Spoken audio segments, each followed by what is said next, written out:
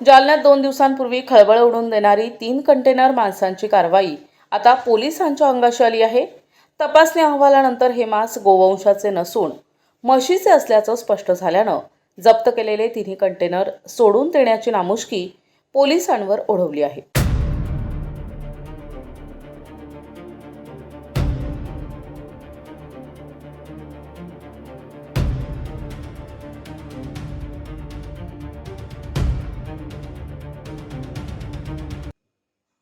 2 दिवसांपूर्वी छत्रपती संभाजीनगर रोडवर पहाटे 3 वाजेच्या सुमारास काही गोरक्षकांच्या मदतीने चंदनजिरा पोलिसांनी 3 संशयास्पद कंटेनर अडवले होते।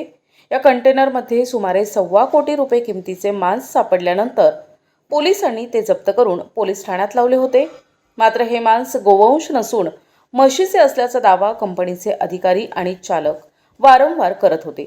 या प्रकरणाचे गांभीर्य लक्षात घेऊन पोलिसांनी मांसाचे नमुने तपासणीसाठी छत्रपती संभाजीनगर येथील प्रयोगशाळेत पाठवले होते। आज त्याचा अहवाल प्राप्त झाला असून त्यात हे मांस गोवंशाचेच नसल्याचे सिद्ध झाले आहे। परिणामी कायदेशीर प्रक्रिया पूर्ण करून पोलिसांनी तिन्ही कंटेनर सोडून दिलेत।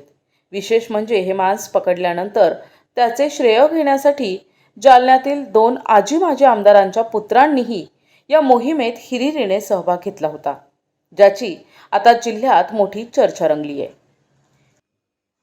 विशेष प्रतिनिधी NTV न्यूज मराठी जालना।